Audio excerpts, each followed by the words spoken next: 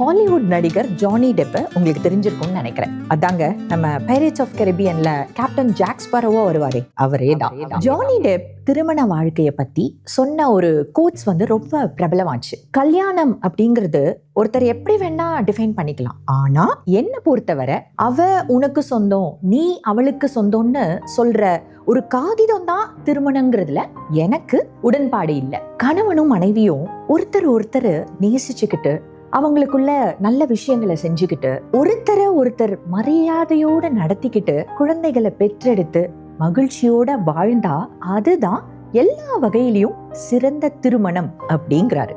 அவரே இன்னொரு பேட்டியில உலகத்திலேயே கொடுமையான சிறைச்சாலை அப்படிங்கிறது அன்பில்லாத வீடுதான் அப்படிங்கிறார். அவர் பேசல, அவருடைய அனுபவம் தான் பேசுது.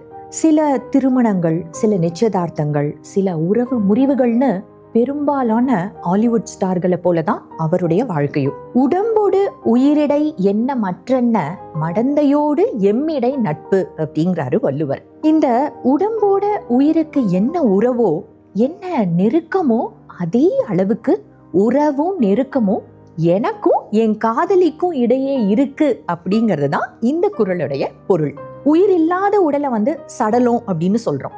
1-2 நாளுக்கு மேல வச்சிருக்க முடியாது, நாத்த அடிச்சிரும். காதலற்ற உள்ளமும் அப்படிதான். இதுல மடந்தை அப்படின்ற வார்த்தையை கவனிங்களேன். நம்முடைய மரபு பெண்களை வயதோட அடிப்படையில 7ஆ பிரிச்சிருக்காங்க. பேதை, பெதும்பை, மங்கை, மடந்தை, அறிவை, தெரிவை, பேரிளம் பெண். இதுல மடந்தை அப்படிங்கிறது டீனேஜ் பெண்களை குறிக்குது. 14 வயசுலேருந்து 19 வயசுள்ள பெண்களை அந்த காலகட்டத்துல மடந்தைன்னு நம்ம முன்னோர்கள் சொல்லியிருக்காங்க. சரி, இப்போ உங்களுக்கு ஒரு கேள்வி. இதே உடம்போடு உயிரிடை அப்படிங்கிற உமைய திருவள்ளுவர் இன்னொரு திருக்குறளுக்கு பயன்படுத்தி இருக்காரு. அது எந்த திருக்குறள்னு கரெக்டா கமெண்ட்ல சொல்ற ஃபர்ஸ்ட் 10 நபர்களுக்கு யான் அறக்கட்டளை வழங்குற சிறப்பு பரிசு உண்டு.